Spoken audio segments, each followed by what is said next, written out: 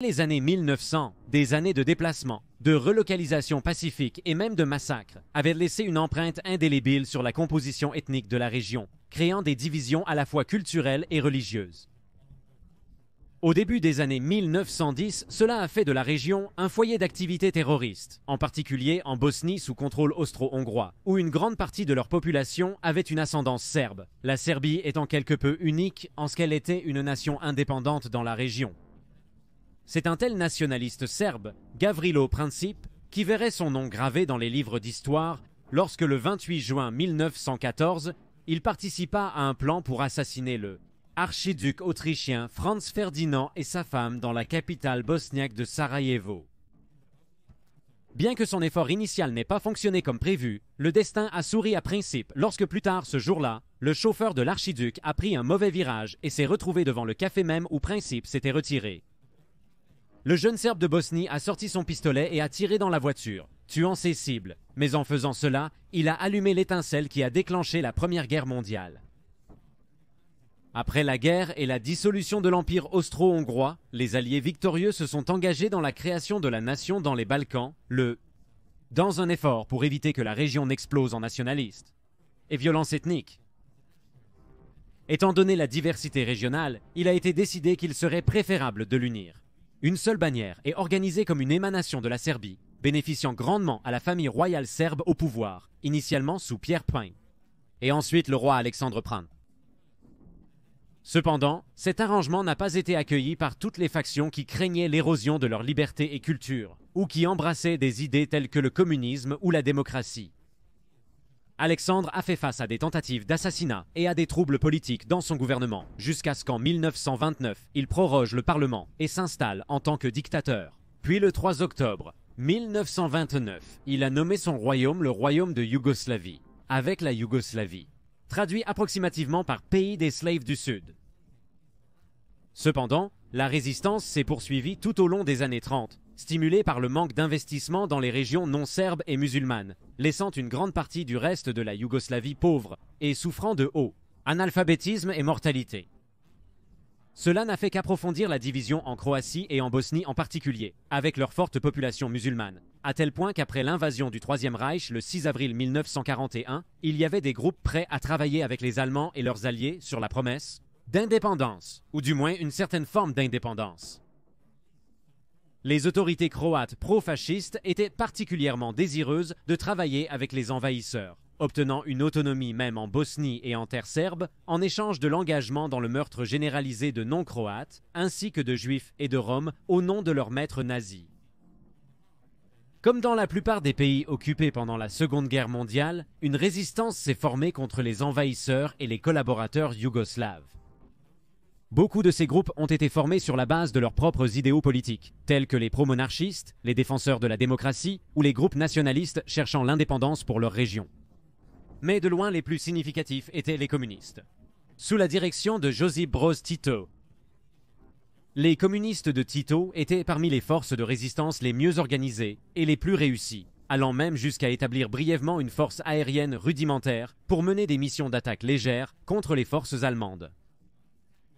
Bénéficiant du soutien populaire parmi le peuple et avec le soutien de l'Union soviétique, à la suite de la fin de la Seconde Guerre mondiale, la Yougoslavie est renée, mais maintenant sous la bannière du communisme, avec Tito comme leader suprême. Bien que faisant partie de la sphère d'influence de Moscou en Europe de l'Est, la Yougoslavie n'était pas juste un autre État marionnette pour Joseph Staline. Effectivement, durant les années 1960, Tito a dû se défendre contre l'organisation du traité de l'Atlantique Nord à l'ouest et au sud, et contre ses alliés moscovites, au nord et à l'est. En interne, Tito a régné d'une main de fer dans la période immédiate d'après-guerre, mais il a également reconnu que cela ne pouvait pas continuer indéfiniment, et donc il a divisé la Yougoslavie en 6 républiques nominalement égales.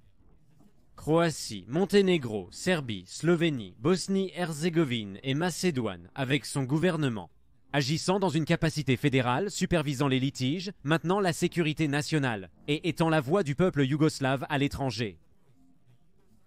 Le gouvernement était très bureaucratique, avec diverses organisations se concentrant sur différents aspects de la vie et de l'industrie yougoslave, ce qui réduisait le pouvoir individuel, aidant à sécuriser encore plus la position de Tito. Puis le 4 mai 1980, Joseph Tito est mort.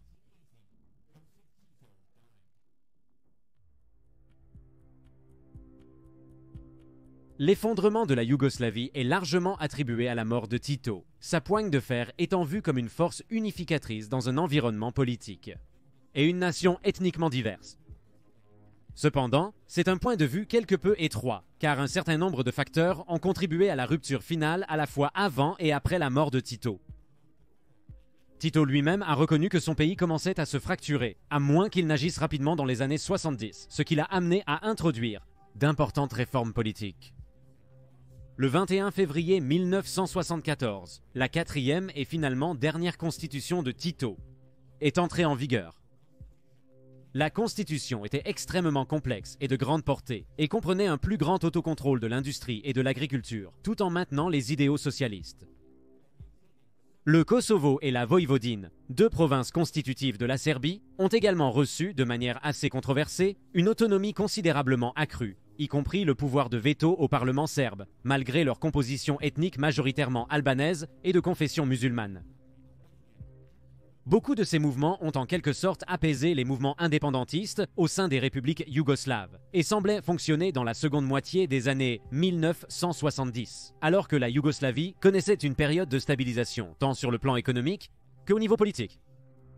Cependant, la Constitution a affaibli le pouvoir du gouvernement fédéral, donnant à chaque république un plus grand sentiment d'identité et un goût de l'autodétermination. La seule république qui n'a pas accueilli les réformes, cependant, était la Serbie elle-même, car non seulement ils ont vu leur propre influence sur l'État affaibli, mais ils craignaient également pour l'avenir des Serbes ethniques vivant dans des républiques majoritairement musulmanes comme la Bosnie et la Croatie.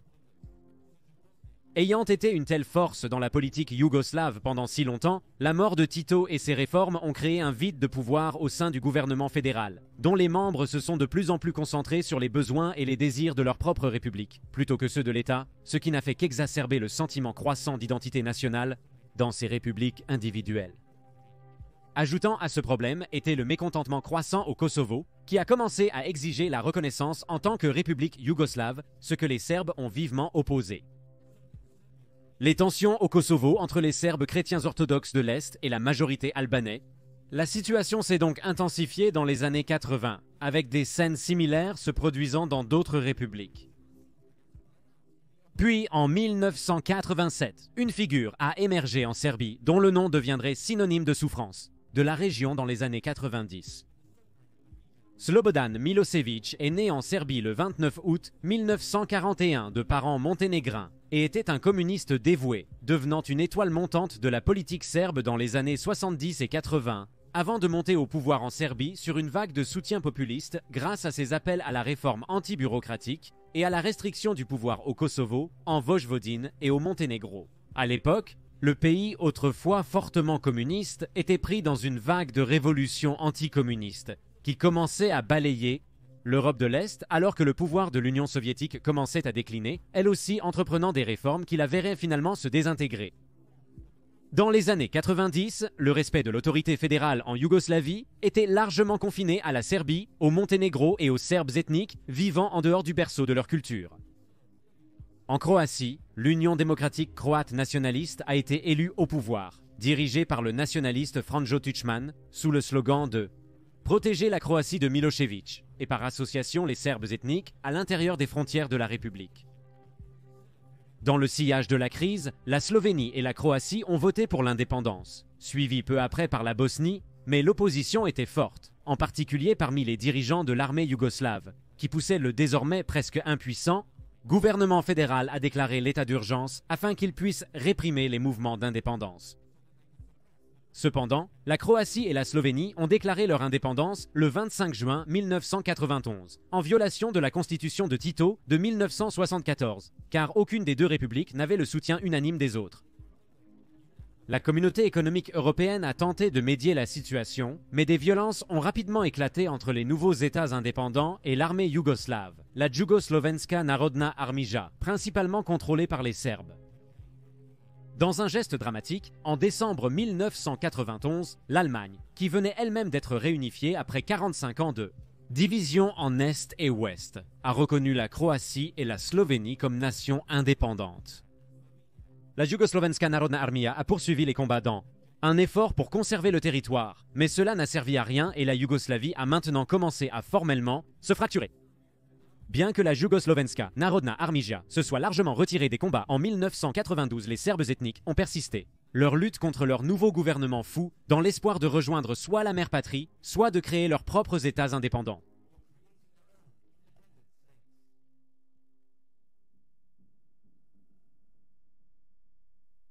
En même temps, les appels à l'indépendance en Bosnie se sont multipliés et en Herzégovine. Cette région avait une population variée de musulmans, plus tard appelés bosniaques, de Serbes et de Croates de Bosnie. Pendant les années 70 et 80, l'équilibre entre les trois groupes a radicalement basculé en faveur de la population musulmane, alors que la Yougoslavie a connu une émigration massive des deux derniers groupes. Alors que les craintes grandissaient de ce qui pourrait leur arriver face à la prise de conscience que la Yougoslavie, en tant qu'entité fédérale, commençait à se fracturer. Néanmoins, d'importantes populations des deux groupes sont restées sur place, principalement regroupées dans des enclaves pour une protection mutuelle, mais partageant également de vastes zones de terre avec les Bosniaques majoritaires. Pendant la situation en Croatie, des élections pour le gouvernement se déroulaient en Bosnie, avec des représentants de chaque groupe. Proposés, les résultats reflètent largement la composition raciale de la République. En conséquence, un gouvernement de coalition tripartite a été établi, avec Alija Izetbegović, un bosniaque, assumant effectivement le rôle de président. Tension avec les Serbes de Bosnie. Les combats en Croatie ont grandement paralysé le fonctionnement du gouvernement. Sous l'individualité de Radovan Karadžić, les Serbes de Bosnie ont établi leur propre région autonome, serbe, sur un territoire largement détenu par les Serbes, soutenus officieusement par la Jugoslovenska Narodna Armija. Des régions autonomes bosno-croates similaires les ont suivis en décembre 1991. L'Allemagne ayant déjà reconnu l'indépendance de la Croatie et de la Slovénie, la communauté européenne s'est sentie obligée d'inviter la Bosnie-Herzégovine à demander la reconnaissance, ce qui a également conduit à un référendum sur l'indépendance qui s'est tenu le 29 février 1992. Cela était totalement inacceptable pour Karadžić et il a instruit les Serbes de Bosnie de ne pas participer afin de ternir le résultat. Sur les près des 2/3 de l'électorat qui ont effectivement voté, presque tous ont voté pour l'indépendance, ce qui a conduit le président Izetbegović à proclamer officiellement cela le 3 mars 1992. Le mois suivant, le 7 avril, tant la communauté européenne que les États-Unis d'Amérique ont officiellement reconnu la Bosnie-Herzégovine comme une nation indépendante, alimentant une théorie du complot grandissante parmi les Serbes, selon laquelle la dissolution de la Yougoslavie avait été orchestrée par des agences de renseignement occidentales telles que la Agence centrale de renseignement ou le MI6. Anticipant ce mouvement de l'Occident, les groupes paramilitaires serbes de Bosnie ont commencé à s'armer et à prendre des positions défensives dans leurs enclaves, tout comme un certain nombre de Croates de Bosnie. Ils ont également encerclé la capitale Sarajevo le 5 avril dans le but de mettre les habitants en état de siège. D'autres villes et villages ont aussi été assiégés, subissant des bombardements et des tirs de snipers répétés et indiscriminés. La communauté européenne a essayé de résoudre les crises croissantes, mais les affrontements ont commencé quand les forces serbes de Bosnie ont renforcé leur contrôle sur les terres, est et les régions du nord, expulsant des milliers de Bosniaques et de Croates ethniques lors des premières étapes d'une politique qui deviendra connue sous le nom de nettoyage ethnique. La guerre bosniaque avait débuté.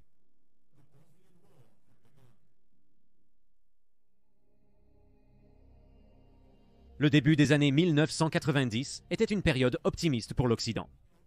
La guerre froide s'était non seulement terminée sans conflit militaire direct entre les superpuissances et leurs alliés en Europe, mais elle s'était terminée avec une explosion de révolution démocratique en Europe de l'Est. L'Allemagne avait été réunifiée et la plus grande crise internationale en décennies, l'invasion du Koweït en 1990 par l'Irak de Saddam Hussein, a été rapidement surmontée par une coalition militaire internationale dirigée par les États-Unis, du genre qu'on n'avait pas vu depuis la Seconde Guerre mondiale, et qui employait une technologie qui semblait presque de la science-fiction, juste 10 ans auparavant. Les États-Unis, et par association l'Alliance militaire de l'Organisation du traité de l'Atlantique Nord, étaient donc la force militaire la plus avancée, capable et dominante à cette époque. Dans cet esprit, beaucoup se sont demandé ce que les puissances de l'Europe occidentale allaient faire spécifiquement à propos de la crise qui se déroulait juste à leur porte. L'organisation du traité de l'Atlantique Nord était encore empêtrée dans le concept de défense mutuelle de ses frontières, et sans une menace directe de la Yougoslavie, elle est restée telle qu'elle. Quant aux États-Unis, le président George Bush, tout juste sorti de son succès dans la guerre du Golfe, a de plus en plus concentré son attention sur la situation tout aussi épouvantable en Somalie, où les troupes américaines aidaient les casques bleus de l'Organisation des Nations Unies, qui se trouvaient en infériorité numérique, et sous l'attaque des seigneurs de guerre somaliens alors qu'ils essayaient de livrer de l'aide humanitaire. Devoir faire de même en Yougoslavie, où la situation était encore plus compliquée qu'en Somalie, ne présageait rien de bon pour beaucoup au sein du gouvernement républicain de George Bush.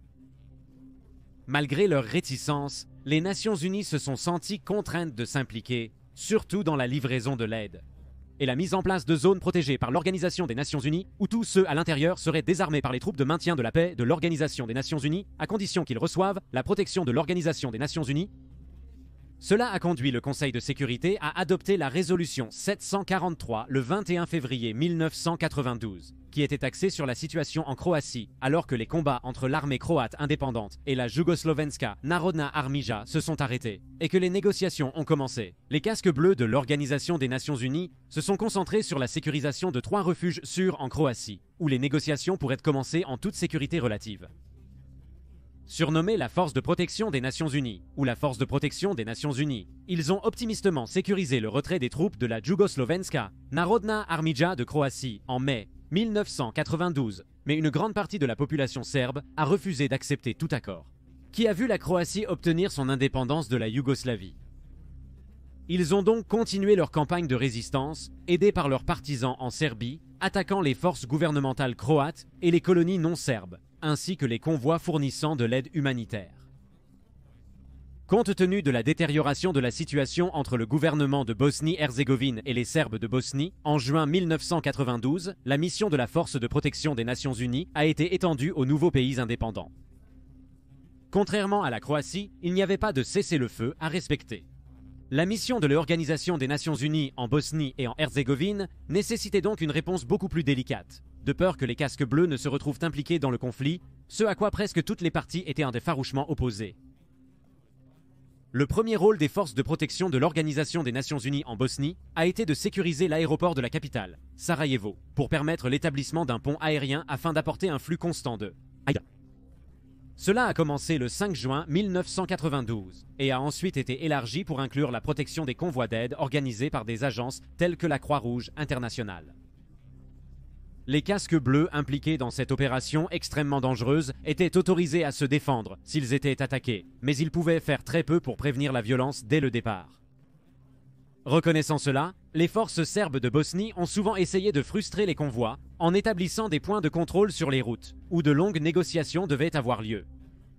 Comme les Serbes de Bosnie n'attaquaient pas techniquement les convois, les casques bleus n'avaient pas le mandat d'ouvrir le feu, laissant de nombreux convois essentiellement bloqués.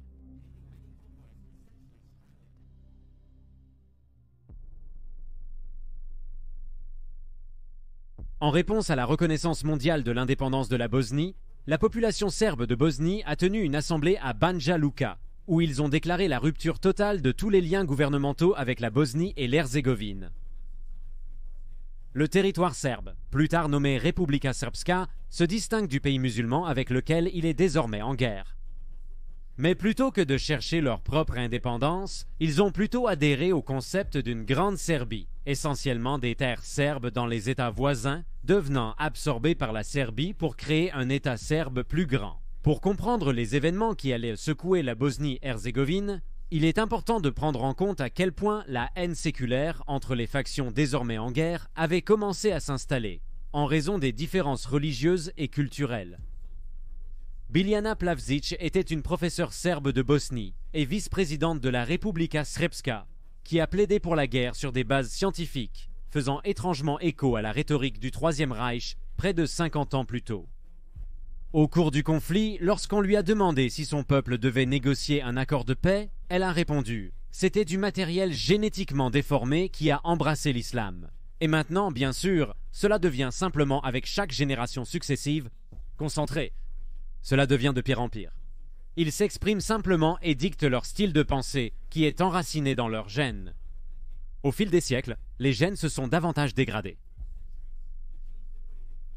Avec cette mentalité, tout comme le concept de la race aryenne nazie, les ont pu commettre les atrocités les plus viles, car ils ne considéraient pas leurs ennemis comme des êtres humains, Pour leur part, le 1er mars 1992, un tireur musulman a ouvert le feu sur un cortège de mariage serbe de Bosnie à Sarajevo après que certains des invités aient été vus agitant des drapeaux serbes. Le lendemain, des milices armées des deux populations se sont affrontées, laissant 12 morts. Il semblait que seul le sang réglerait le différend. Ainsi, lorsque les Serbes de Bosnie ont préparé leur guerre, la population de la capitale était l'une des premières cibles, croyant que si la population musulmane pouvait être éradiquée là-bas, alors ils pourraient le faire n'importe où. Et avec ce message, ils pourraient forcer l'expulsion des musulmans et des casques bleus de l'Organisation des Nations Unies. Avec cet objectif en tête, avant le 5 avril, ils ont secrètement construit de nombreux bunkers autour de la ville pour attaquer quiconque essayant d'entrer ou de sortir et frapper à la population de la ville. Les forces serbes de Bosnie étaient supérieures à la milice bosniaque hâtivement organisée qui défendait la ville, mais elles étaient largement en infériorité numérique, et donc elles ont essayé d'affamer et d'épuiser sa population à travers un siège prolongé. Au début, les Serbes de Bosnie ont combattu aux côtés de la Jugoslovenska Narodna Armija sous le commandement de Militin Kukenjak et ont ciblé les quartiers musulmans de la ville. Les forces serbes ont pillé et brûlé des maisons, poussant ceux non otages à chercher refuge ailleurs. Zone, si elle existait même. Néanmoins, des centaines d'hommes et femmes ont été divisés dans des centres de détention, les hommes subissant des passages à tabac et des fusillades, alors que les femmes, fréquemment dans ces conflits amers, ont été victimes de viols répétés. Des scènes similaires ont eu lieu à travers la campagne et en mai, près de la moitié de la Bosnie était sous contrôle serbe. Le 2 mai, la ville était totalement coupée du monde extérieur, mais la Jugoslovenska Narodna Armija, les colonnes blindées, malgré de nombreuses tentatives de prise de la ville, y compris une percée centrale majeure, n'ont pas réussi à gagner, forçant un siège et un bombardement continu.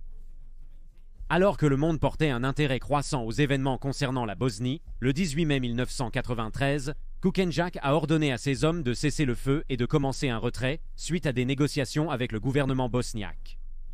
Cependant, cela n'a pas mis fin au siège, celui-ci étant désormais repris exclusivement par les forces serbes de Bosnie sous le commandement de Ratko Mladic. Cependant, cela n'était guère plus qu'un jeu politique de Milosevic à Belgrade, car il a ordonné que les membres de la Jugoslovenska Narodna Armija nés en dehors de la Bosnie soient retirés. Les autres passeraient sous le commandement de Mladic. Les dernières troupes formelles de la Jugoslovenska Narodna Armija dans la ville ont quitté un peu plus de 2 semaines avant que l'Organisation des Nations Unies n'entre à l'aéroport de Sarajevo. Le bombardement de la population a continué tout au long de cette période, avec une brève pause seulement le 20 juin pour permettre aux casques bleus de prendre le contrôle de l'aéroport, qui jusqu'alors était sous contrôle serbe. Le 28 juin, le président français Mitterrand est devenu le premier dirigeant occidental à visiter la ville et à voir de ses propres yeux la dévastation, sa visite aidant à souligner la détresse de la population. Avec le monde désormais plus conscient que jamais des événements se déroulant dans les Balkans, les appels se multipliaient pour que les Serbes bipartites déposent leurs armes lourdes et les remettent au casque bleu de l'Organisation des Nations Unies. Les Serbes étaient désormais fermement établis dans le monde, aux yeux du monde pour être les méchants de l'histoire, et non sans bonne raison. Mais cela a occulté les crimes contre l'humanité commis par les troupes bosniaques, croates et musulmanes, ainsi que le fait que cette guerre semblait dépourvue de toute règle. L'arrivée des troupes de l'Organisation des Nations Unies a compliqué les choses pour les Serbes, qui ont été forcés de regarder les avions entrer dans la ville. Non seulement ils apportaient de l'aide aux personnes qu'ils essayèrent d'affamer, mais ils transportaient aussi des médias mondiaux, qui rapportaient encore les horreurs en cours. Des images du bombardement et du tir de sniper diffusées dans des milliers de vidéos suscitaient des appels à une intervention internationale accrue.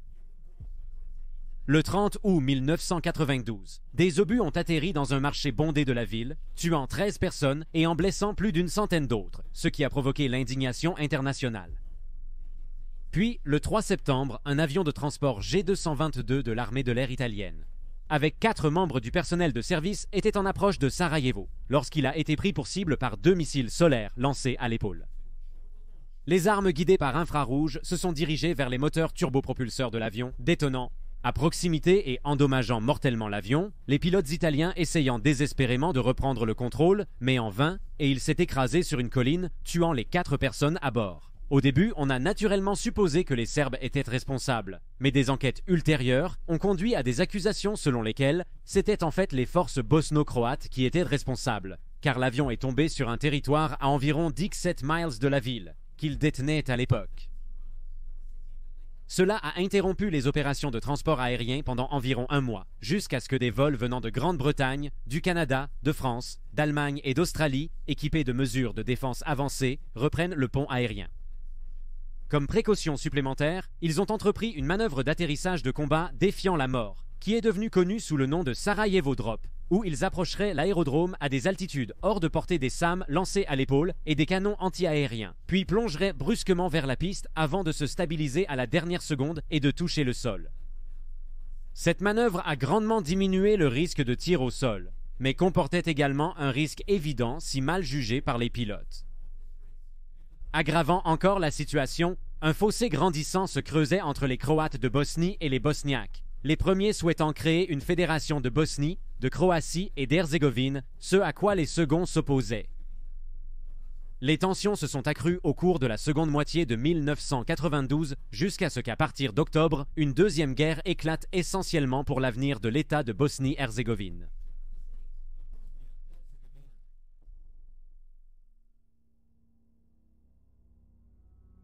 La nouvelle année ne semblait pas mettre fin au combat avec le siège continu de Sarajevo. Plusieurs autres villes se sont également retrouvées assiégées, où les forces serbes n'ont pas pu entrer et remporter la victoire. Mais c'était dans les régions peu peuplées, des zones rurales que les horreurs ont vraiment été révélées. Avec d'autres gains serbes début 1993, le monde prenait de plus en plus conscience du concept de nettoyage ethnique. Il faut noter que le concept de nettoyage ethnique diffère de celui de génocide, bien que les médias occidentaux fassent rarement la distinction dans leurs reportages sur les événements en cours. La différence est que l'objectif principal du nettoyage ethnique est l'expulsion d'un groupe de personnes d'une zone géographique, mais pas nécessairement par la destruction physique réelle de ce groupe. Des milliers de civils se sont donc retrouvés déplacés pendant les combats, se retrouvant eux-mêmes et leur territoire désormais sous le contrôle d'un groupe ethnique différent. Et encore une fois, cela a été fait par toutes les factions, les Serbes étant de loin les plus actifs. Pour certains cependant, une telle était la haine à ce moment-là que l'éradication de ceux qui n'étaient pas de la même religion ou d'origine était la seule réponse.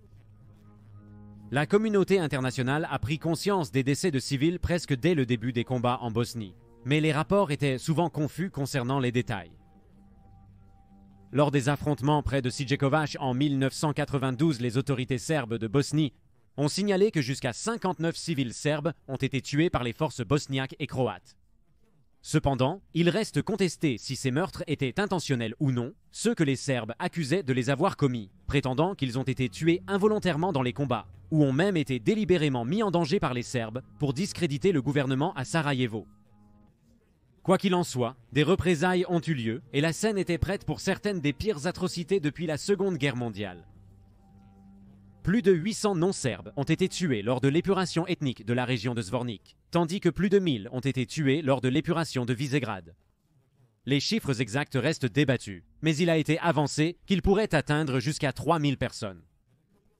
Dans ce dernier cas, les Serbes de Bosnie ont introduit un nouveau concept terrifiant avec l'établissement de camps de viol pour les femmes et les filles capturées, qui feraient partie du nettoyage ethnique, considérés en plus comme une source de... C'était un divertissement cruel pour les troupes serbes, visant aussi à effacer la population musulmane par reproduction forcée. En revanche, les forces bosniaques ont tendu une embuscade à plusieurs troupes de la Jugoslovenska Narodna Armija en retraite, pacifiquement dans le cadre de l'accord avec Belgrade, et le 12 juillet 1992 ont assassiné 69 Bosniaques, combattants et civils serbes de Bosnie tentant de se rendre.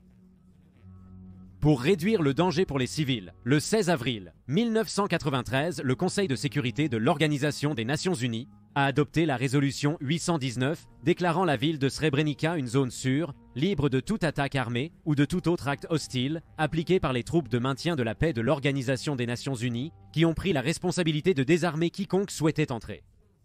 Srebrenica a aussi été déclarée zone d'exclusion aérienne.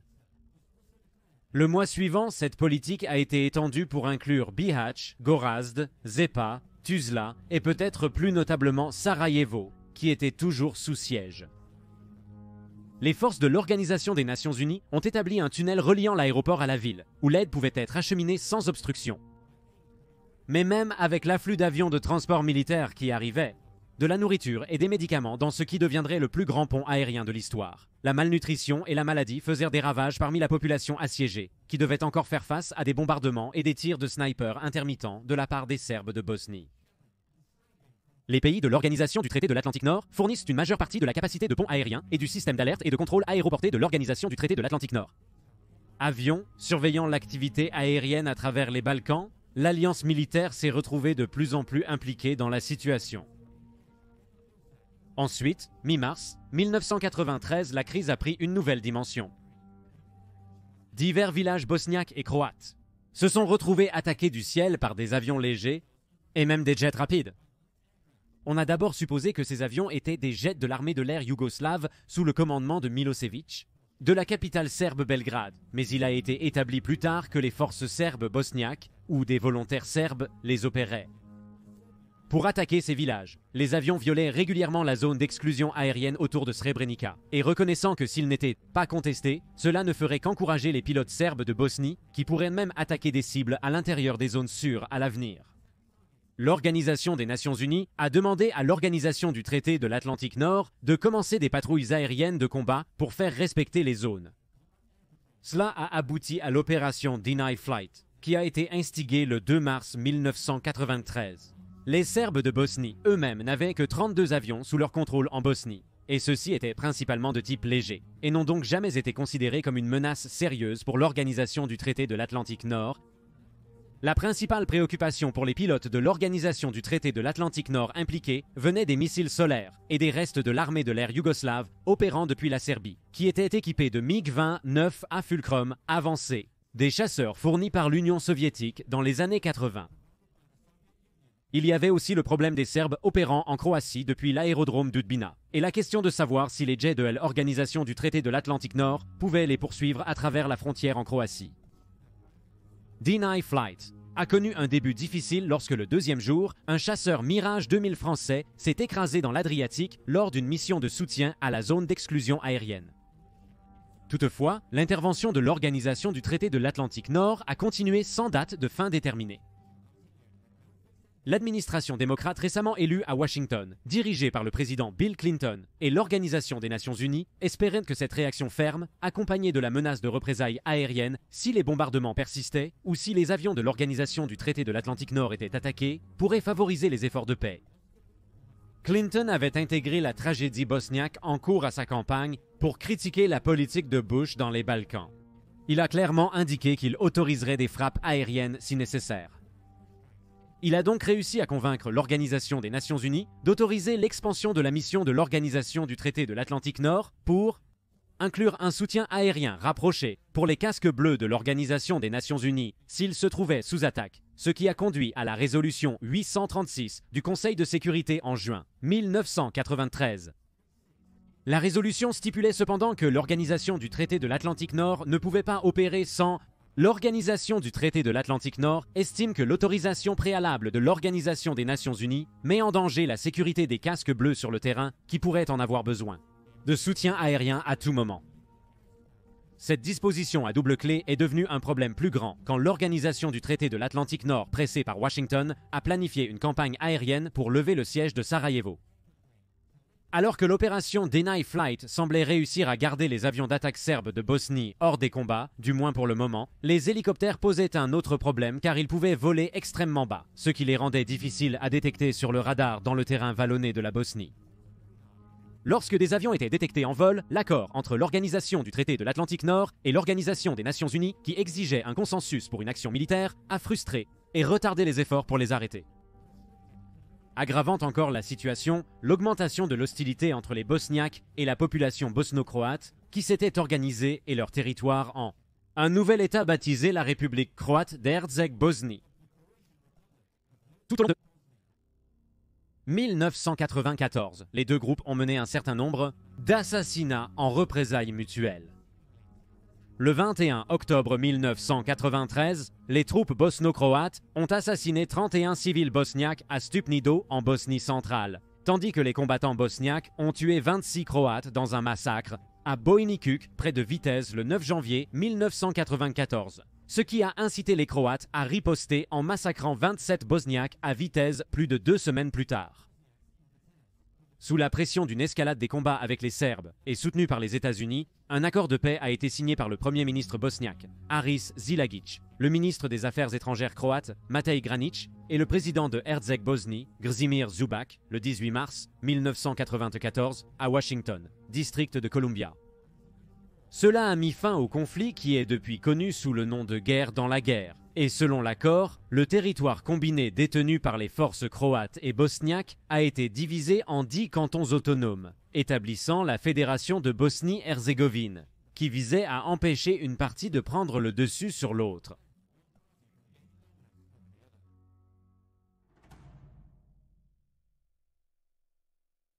Le 5 février 1994, la situation s'est aggravée lorsque les forces serbes ont délibérément tiré sur un marché à Sarajevo avec un 100, mortier de 122 mm, entraînant la mort de 68 civils et 144 autres blessés.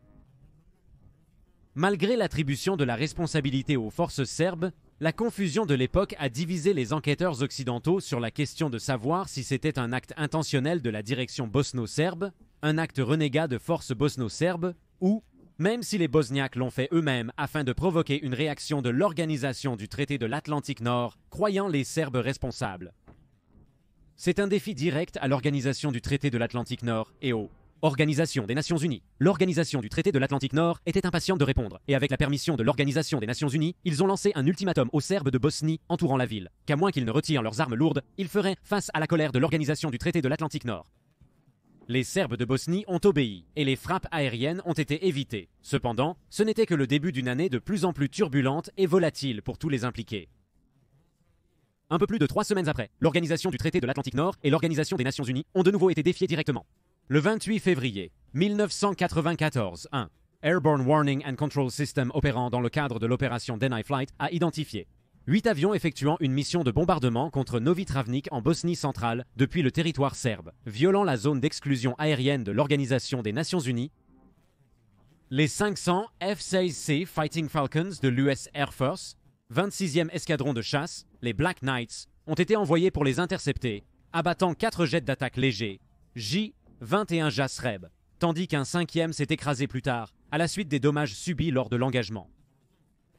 C'était la première fois que l'Organisation du traité de l'Atlantique Nord avait jamais tiré des armes en colère contre une cible, mais ce ne serait pas la dernière. En réponse, plus d'une semaine plus tard, les Serbes de Bosnie ont attaqué un avion de transport espagnol C-212 avec un Surface Air Missile lancé à l'épaule. Malgré les gros dégâts, l'équipage a su atterrir en sécurité.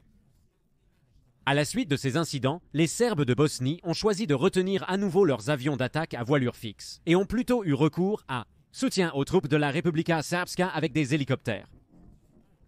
De manière controversée, ils ont commencé à peindre certains de ces hélicoptères aux couleurs de l'Organisation des Nations Unies afin d'éviter d'être tirés par les Bosniaques ou les forces croates pendant qu'ils volaient à ultra basse altitude pour se cacher des avions Airborne Warning and Control System en orbite. Malgré cela, le 10 avril 1994, le commandant britannique des troupes de l'United Nations Protection Force, 4 à Gorazda, le général Sir Michael Rose, a officiellement demandé à l'Organisation du traité de l'Atlantique Nord de fournir un soutien aérien rapproché. Par conséquent, l'Organisation du traité de l'Atlantique Nord a entrepris une autre première, lorsque des F-16 de l'US Air Force volant en réponse à cette demande ont largué des bombes sur un poste de commandement serbe. Les opérations bosno-serbes ont cessé pendant plusieurs heures, alors que les Serbes, ils ont évalué l'étendue des frappes aériennes avant de bombarder à nouveau Gorazda. En même temps, les dirigeants serbes de Bosnie publiquement accusent l'Organisation du traité de l'Atlantique Nord et l'Organisation des Nations Unies d'avoir abandonné toute prétention d'être une force humanitaire, neutre dans les combats, et sont maintenant activement en train de travailler contre eux. Le général serbe Ratko Mladic a contacté directement le général Rose et l'a averti que si d'autres frappes aériennes avaient lieu, ses forces commenceraient à ouvrir le feu sur les avions de l'Organisation du traité de l'Atlantique Nord dans la région. Il a également averti de manière glaçante qu'il ne pouvait pas garantir la sécurité des troupes de Rose s'il refusait. Et pour tenir parole, il a fait encercler 150 casques bleus de l'Organisation des Nations Unies dans la ville, les prenant effectivement en otage. L'Organisation du traité de l'Atlantique Nord a temporairement cessé ses opérations dans le but de tempérer la situation, mais dans Contraint de reprendre l'action à cause de l'intensité des combats dans la prétendue zone de sécurité de l'Organisation des Nations Unies, c'est ce qui s'est passé les jours suivants. Mladic a donc ordonné à ses hommes de commencer à tirer sur les avions de l'Organisation du traité de l'Atlantique Nord, endommageant un avion d'attaque de la marine française le 15 avril avant de réussir à abattre un Sea Harrier de la Royal Navy britannique le lendemain, son pilote s'éjectant avant d'être secouru. La situation se détériorant rapidement, le 20 avril, l'Organisation du traité de l'Atlantique Nord a accepté d'étendre les opérations aériennes au-delà du soutien aérien rapproché pour les troupes de la Force de protection des Nations Unies, permettant l'effondrement de la ligne principale de défense des forces bosniaques à Gorazda. Peut-être tout aussi crucial pour les Serbes de Bosnie, leur attaque sur Gorazde avait irrité le gouvernement russe sous Boris Eltsine, qui avait auparavant été assez favorable à leur cause. La décision de l'Organisation du traité de l'Atlantique Nord est venue avec un ultimatum, que les Serbes de Bosnie retirent leurs forces principales à 3 km du centre de Gorazde, tandis que leurs armes lourdes devaient être retirées à 20 km de distance. Pendant que l'Organisation du traité de l'Atlantique Nord lançait un ultimatum, l'Organisation des Nations Unies négociait un cessez-le-feu avec les Serbes de Bosnie et a donc refusé la demande de l'Organisation du traité de l'Atlantique Nord de débuter les frappes aériennes. Peu importe qui méritait le crédit, les troupes serbes de Bosnie ont commencé à se retirer le 24 avril, mais il était clair que l'Organisation des Nations Unies et l'Organisation du traité de l'Atlantique Nord étaient toujours à couteau tiré sur le comportement en Bosnie.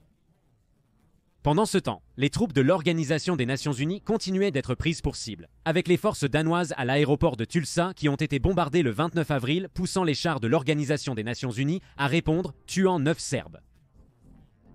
Dans les mois suivants, les avions de l'Organisation du traité de l'Atlantique Nord ont poursuivi les frappes aériennes précises en appui aux forces de la Force de protection des Nations Unies, orchestrées par l'Organisation des Nations Unies. Puis en octobre, les forces bosniaques et bosno-croates ont lancé une défensive visant à lever le siège autour de la ville de Bihać. Étant si proches du territoire serbe en Croatie, les Serbes ont repris l'utilisation d'avions à voilure fixe, volant depuis Udbina pour mener des attaques à grande vitesse sur les troupes bosniaques, puis fuyant à travers la frontière, sachant que l'Organisation du traité de l'Atlantique Nord n'avait pas le mandat de voler dans ce qui était l'espace aérien croate. Cela a changé le 19 novembre 1994, lorsqu'une autre résolution de l'Organisation des Nations Unies a autorisé les avions de l'Organisation du traité de l'Atlantique Nord à étendre les opérations aériennes au-delà des Balkans, si cela soutient les troupes de l'Organisation des Nations Unies en Bosnie.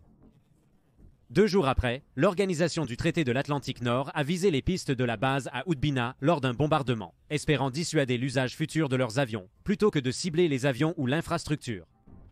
Mais cela a plutôt incité les forces serbes à recommencer à cibler les avions de l'Organisation du traité de l'Atlantique Nord avec leurs missiles solaires et à prendre quelques 500 casques bleus en otage, amenant l'Organisation du traité de l'Atlantique Nord à nouveau à s'arrêter.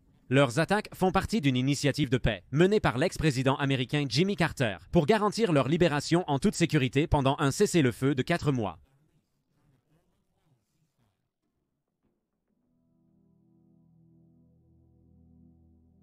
Le cessez-le-feu a permis à l'Organisation du traité de l'Atlantique Nord et à l'Organisation des Nations Unies de réévaluer leur approche de la situation en Bosnie. Malgré leur supériorité tactique, l'alliance militaire a été repoussée plusieurs fois, via l'utilisation de troupes de l'Organisation des Nations Unies comme boucliers et des missiles serbes solaires ciblant les avions de l'Organisation du traité de l'Atlantique Nord. L'Organisation du traité de l'Atlantique Nord a volontairement commencé à planifier une campagne aérienne limitée, conçue pour neutraliser la défense aérienne serbe, permettant aux avions de l'Organisation du traité de l'Atlantique Nord de voler sans opposition. Les plans étaient encore en finalisation quand les affrontements entre troupes bosniaques et serbes ont repris. Autour de Sarajevo en mai 1995, après la saisie d'armes lourdes par les forces serbes, stockées par les casques bleus de l'Organisation des Nations Unies, le lieutenant-général britannique Rupert Smith a demandé des frappes aériennes pour les détruire, réalisées par des bombardiers américains et espagnols. Recourant à leurs tactiques éprouvées, 377 casques bleus de l'Organisation des Nations Unies ont de nouveau été pris en otage, forçant l'Organisation du traité de l'Atlantique Nord à suspendre ses frappes pendant que se déroulaient les négociations pour leur libération. Après cet incident, les casques bleus de l'Organisation des Nations Unies ont adopté des positions plus défendables. Le général Rose, ex-membre de la Société par action simplifiée, a créé une force de réaction rapide de l'Organisation des Nations Unies avec des règles d'engagement beaucoup plus souples afin de répondre à d'autres tentatives de prise d'otages et ainsi protéger les casques bleus. Pendant ce temps, les avions de l'Organisation du traité de l'Atlantique Nord ont poursuivi leur patrouille pour l'opération Denny Flight. Le 2 juin 1995, un F-16 de l'US Air Force, piloté par le capitaine Scott O'Grady, qui avait également été présent dans la bataille aérienne l'année précédente, a été abattu par un missile solaire SA-6 près de Mrkonjić Gradin en territoire contrôlé par les Serbes. O'Grady s'est éjecté et a passé 6 jours à échapper aux forces serbes qui voulaient le prendre en otage. Les commandants américains ont demandé des frappes de représailles, mais face à la détention d'otages par les Serbes, cette action était jugée irréalisable par crainte d'exécution. Au final, O'Grady a été secouru par une force de Marines américains, ce qui a considérablement désescaladé la situation et a permis la libération des otages de continuer. L'histoire d'O'Grady inspirera plus tard le film Derrière les lignes ennemies. Bien qu'ils aient subi plusieurs fois la colère de l'Organisation du traité de l'Atlantique Nord à ce stade, la direction serbe de Bosnie se sentait assez encouragée pour attaquer une autre zone de sécurité de l'Organisation des Nations Unies, spécifiquement Srebrenica. La ville de Srebrenica était protégée par une force de casques bleus d'Organisation des Nations néerlandaise qui était elle-même relativement légèrement armée et qui dépendait donc de la protection des avions de l'Organisation du traité de l'Atlantique Nord s'ils étaient jamais attaqués. À l'été de 1995, Srebrenica était un nom qui avait largement disparu des pages des journaux, malgré les rapports de civils affamés à l'intérieur des limites de la ville. Comme le mentionne un rapport néerlandais publié 15 ans plus tard, je cite, « Srebrenica était situé dans l'est de la Bosnie-Herzégovine, géographiquement et mentalement très éloigné de Sarajevo et de Zagreb. Le reste du monde était concentré sur le combat, Sarajevo et le processus de paix. Srebrenica, zone sûre, n'a réussi à attirer l'attention de la presse mondiale ou du Conseil de sécurité de l'Organisation des Nations Unies qu'à de rares occasions. C'est pourquoi les troupes néerlandaises sur place sont restées si longtemps d'importance secondaire en termes opérationnels et logistiques, et pourquoi l'importance de l'enclave dans la bataille pour la domination entre les Serbes de Bosnie et les musulmans de Bosnie a mis si longtemps à être reconnue. Les troupes néerlandaises stationnées dans la ville ne pouvaient pas ne pas remarquer la détérioration de la situation alors que les convois d'aide étaient empêchés d'atteindre l'enclave. Face à la faim et la peur constante des bombardements ou des tirs de snipers serbes de Bosnie dans les zones voisines. Plutôt que d'être un refuge sûr, la population qui avait encore de la force a eu recours à la violence ou à la prostitution afin de se nourrir et de nourrir leur famille avec ce qu'il restait de nourriture, et tout aussi désespérés face au manque de fournitures médicales régulières. Les forces gouvernementales bosniaques ont attaqué les troupes de l'Organisation des Nations Unies ou de l'Organisation du traité de l'Atlantique Nord étant interdites d'intervention directe. Les lignes serbes en juin dans l'espoir de détourner les efforts loin de la ville. Cet effort a échoué et le 6 juillet 1995, les Serbes de Bosnie ont attaqué la zone sécurisée de l'Organisation des Nations Unies. Ils ont rapidement débordé les postes d'observation néerlandais, les casques bleus se repliant ou se rendant aux forces serbes, qui ont commencé le processus de nettoyage ethnique des maisons sur le front sud. Malgré leur infériorité numérique face aux troupes néerlandaises et bosniaques défendant l'enclave, les Serbes de Bosnie ont connu un succès considérable et un manque d'intérêt général de la part de la communauté internationale, qui était plus concentrée sur l'effort politique pour une paix durable plutôt que sur ce qui était vu comme un autre point de tension de la guerre en cours. Ce ne serait pas avant le 11e juillet que les avions de l'Organisation du traité de l'Atlantique Nord sont entrés en action pour stopper les avancées serbes, mais une fois de plus, les Serbes de Bosnie ont menacé de tuer les casques bleus néerlandais et français qu'ils avaient pris en otage, forçant les frappes à s'arrêter une fois de plus. Le bombardement s'est arrêté aussi vite qu'il avait débuté. Cette nuit-là, les Serbes ont conquis la ville et sa population civile. De Bosniaques désarmés par l'Organisation des Nations Unies, jusqu'à 25 000 réfugiés bosniaques ont cherché refuge au poste de commandement néerlandais à Potokari. Mais l'installation était trop petite pour les accueillir, les obligeant à simplement se rassembler autour. Les soldats néerlandais étaient impuissants, tandis que les forces serbes de Bosnie tuent au hasard des garçons et des hommes et violaient en groupe des femmes et des filles, avant que le matin du 12 juillet, ils ne commencent à séparer les hommes des femmes. Dans les jours suivants, des atrocités considérées sauvages même pour les normes médiévales seraient commises à cause de la violence désorganisée. Contre les civils bosniaques, s'est transformé en un effort coordonné pour tuer des milliers d'entre eux. Bien que l'accent était mis sur les hommes aptes à la guerre, les jeunes garçons, les personnes âgées et certaines femmes étaient systématiquement tués. Une partie de la population tentant de fuir dans les bois vers les troupes bosniaques a incité les Serbes à lancer une vaste recherche pour les localiser. Les prisonniers étaient peu souvent capturés. En tout, environ 8372 personnes ont été massacrées. L'Organisation des Nations Unies et l'Organisation du Traité de l'Atlantique Nord ont été soumis à une pression intense pour leur rôle dans la permission du massacre à se produire, relativement sans opposition. Ainsi, pendant que les Serbes de Bosnie poursuivaient leur nettoyage, autour de la ville trempée de sang, 16 nations se sont réunies pour une conférence à Londres le 21 juillet 1995 pour envisager de nouvelles options pour gérer la situation en Bosnie. Après la conférence, le secrétaire général de l'Organisation des Nations Unies, Boutros Boutros-Ghali, a parlé aux forces de l'Organisation des Nations Unies le droit de solliciter des frappes aériennes de l'Organisation du Traité de l'Atlantique Nord s'ils se trouvaient sous attaque. De plus, l'Organisation du Traité de l'Atlantique Nord a été autorisée à prendre des mesures punitives si d'autres zones de sécurité étaient attaquées. L'ancien plan de l'Organisation du Traité de l'Atlantique Nord pour neutraliser les défenses aériennes serbes a rapidement évolué en un plan plus large, surnommé Deliberate Force. Donc, le 28 août 1995, 37 personnes ont été tuées.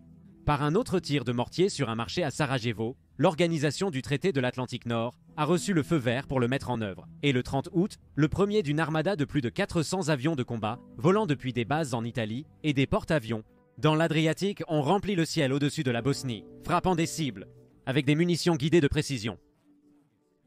15 nations de l'Organisation du Traité de l'Atlantique Nord ont contribué des avions à l'opération, y compris des avions de reconnaissance Tornado de l'Allemagne, ce qui était la première opération de combat de la Luftwaffe depuis 1945. Quelque chose qui a été utilisé par les Serbes pour susciter la haine contre l'Organisation du Traité de l'Atlantique Nord en évoquant des souvenirs de l'occupation nazie. Cela marquerait aussi le déploiement opérationnel initial du MQ-1, d'un drone Predator, perdu suite à des tirs au sol.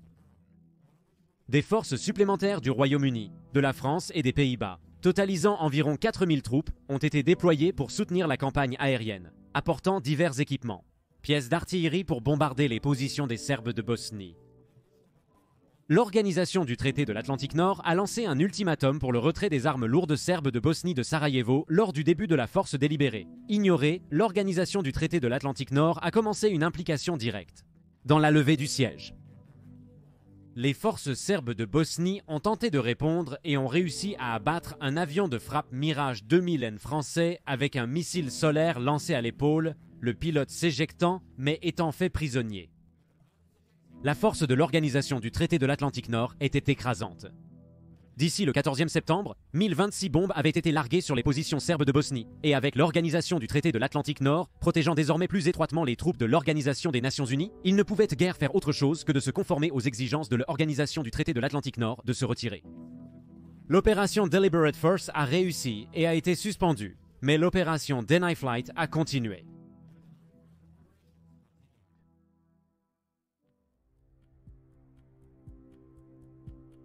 Début septembre, alors que le monde entier se focalisait sur les images de l'Organisation du Traité de l'Atlantique Nord déployant sa puissance aérienne pour attaquer les cibles serbes en Bosnie. Sur le terrain, les Serbes de Bosnie devaient également faire face à une offensive renouvelée des forces bosniaques et croates. Après l'arrêt de la force volontaire, il était évident que la situation en Bosnie avait évolué considérablement. Ainsi, le président serbe Slobodan Milosevic, représentant les Serbes de Bosnie, a accepté des pourparlers de paix à Dayton, Ohio. Conçus pour prendre délibérément tous les côtés dans les discussions, hors de leur zone de confort. Commençant le 1er novembre, Milosevic a rencontré le président bosniaque Alija Izetbegovic et le président croate Franjo Tuđman, ainsi que des représentants des États-Unis, du Royaume-Uni, de la France, de l'Allemagne, de l'Italie, de la Russie et de l'Union européenne à la base aérienne de Wright-Patterson. Les négociations, dirigées par le négociateur en chef américain Richard Holbrooke, ont duré 3 semaines et ont été tout sauf fluides. La délégation bosniaque s'est avérée particulièrement difficile à maintenir à bord compte tenu de ce que leur peuple avait subi.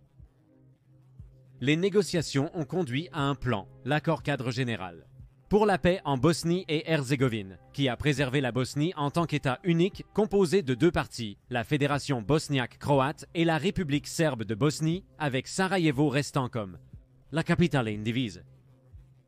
De plus, l'accord exigeait que tous les membres respectent pleinement l'égalité souveraine les uns des autres et règlent les futurs différends par des moyens pacifiques, cela étant particulièrement important compte tenu de l'immense retour de réfugiés à la suite de la guerre et du nettoyage ethnique.